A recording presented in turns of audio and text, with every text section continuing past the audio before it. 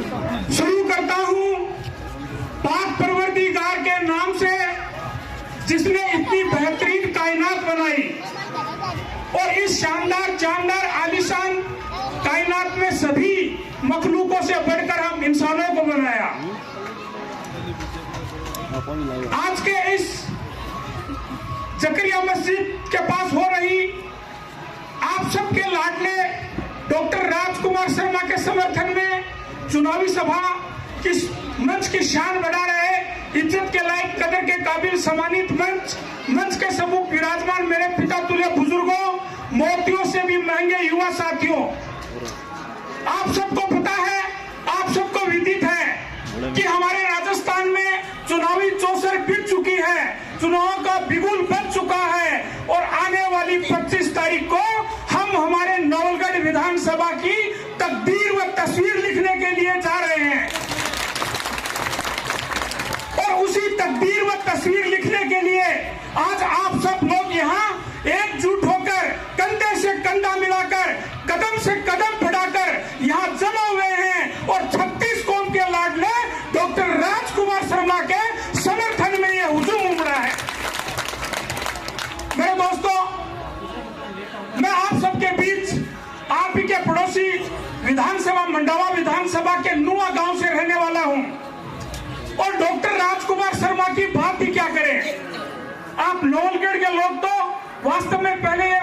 सभी वक्ता लोग कह रहे थे कि हम सौभाग्यशाली हैं कि नवलगढ़ को ऐसा विधायक मिला और ये आपका तो लाडला है, आपका तो पूत है, तो आप तो सराहना करोगे। लेकिन मैं आपको ये कहता हूं कि आप ही नहीं, राजस्थान की हर विधानसभा में मेरे जैसा युवा इस राजकुमार का हर वक्त इंतजार करता है, इनके गुणगान करता है और करे भी क्यों नहीं। मेरे दोस्तों,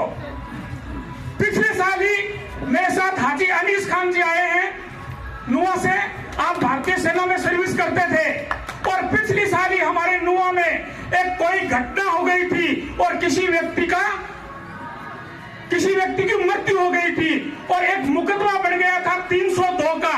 और वो मुकदमा हम डॉक्टर राजकुमार शर्मा के पास फरियाद लेकर आए और डॉक्टर राजकुमार शर्मा ने कहा, जाकिर झुंझुनू वाला, अगर आप लोग हक पे हो, सच्चाई पे हो और अगर आप लोगों ने इस कार्य के अंदर आपका हाथ नहीं है तो मैं एक बात जरूर कहता हूं कि मैं सच्चाई की पूरी परत खुलवा दूंगा और 302 का मुकदमा हो उस पर भी एफआईआर लगवा दूंगा। मेरे दोस्तों, डॉक्टर राजकुमार शर्मा ने रामचंद्र मूड नाम का एक व्यक्ति आपके यहाँ भी डिप्टी रखे गए थे और एडिशनल एसपी है शिक्कर में, उनको वो जांच दी और पानी का पानी करवाया और मेरे दोस्तों, इस राजकुमार ने हमारे साथ न्याय करवाया। ऐसा न्याय प्रिय व्यक्ति आपको मिला है। इसलिए मैं तो आप सबको यही गुजारिश करता हूं कि कोई कुछ भी कह रहा होगा, किसी भी तरीके की अफवाहें फैल रही होंगी, मेरे दोस्तों, किसी भी अफवाह में जान नहीं है, क्योंकि उनकी अफवाह में सच्चाई नहीं है और सच्चाई जब किसी चीज में नहीं होती तो उसमें जान नहीं होती। वो गुब्बारा है और ये विपक्ष का गुब्बारा फूस होने वाला ही है, क्योंकि डॉक्टर राजकुमार शर्मा फिर चौथी बार विधानसभा जाने वाला है। इसलिए आप सबसे यही गुजारिश करता हूं कि हमें दो फूलों का हमेशा ध्यान रखना चाहिए। एक तो अप्रैल फूल आता है, उसका ध्यान रखना चाहिए और एक ये भाजपा का फूल है, इसका हमेशा ध्यान रखना चाहिए, क्योंकि ये धोखा देते हैं। पहले मेरे बड़े भाई करेंगे, मैं भी इसी भारतीय जनता पार्टी में था, लेकिन मेरे दोस्तों, इनकी ये जुमलाबाजी है, इनकी ये जो बहकावे की राजनीति है, इनकी जो इंसान को इंसान से लड़ाने वाली राजनीति है, उससे तंग आकर मैंने भी भारतीय जनता पार्टी से किनारा कर लिया और आप सबके साथ खड़ा हो गया। और मैं आप सबसे यही गुजारिश करूंगा कि जो पार्टी 36 कौम को एक ही थाली में खिलाना जानती है, चोटिया साहब खड़े हैं और इनको पता है, ये बड़ी राजनीति भी करते हैं और सभी 36 लोगों के बीच हमेशा बने रहते हैं कि ये कांग्रेस पार्टी 36 कौम की पार्टी है, ये भारत देश को जोड़ने का काम करती है और ये भारतीय जनता पार्टी के लोग तोड़ने का काम करते हैं। इसलिए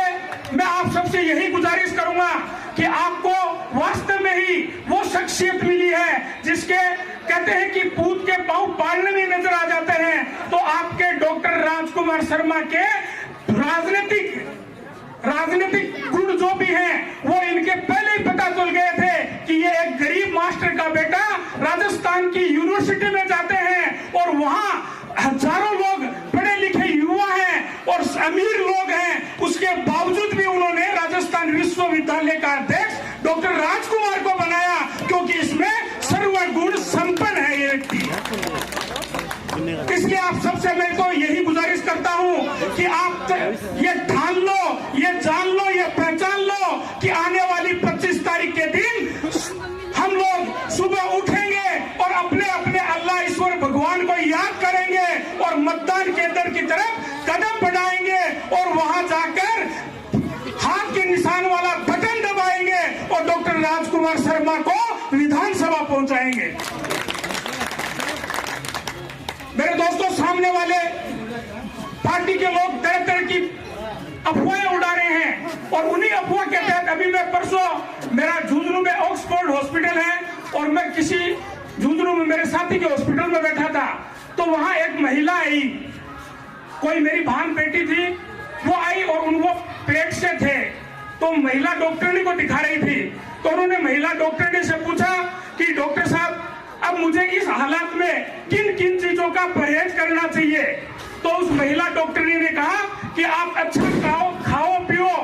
लेकिन एक बात से हमेशा बच के रहना कि इस हालात में आप टेलीविजन के सामने मत बैठना, टेलीविजन मत देखना, क्योंकि टेलीविजन पे एक जुमलेबाज आता है और बच्चा भी फिर जुमलेबाज पैदा हो जाएगा।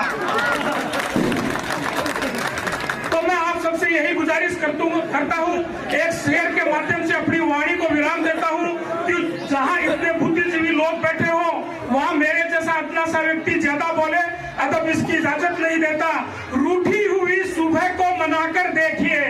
मंजिल पास है कदम बढ़ाकर देखिए, हजारों चिराग जल जाएंगे नौलड़की की विकास की राह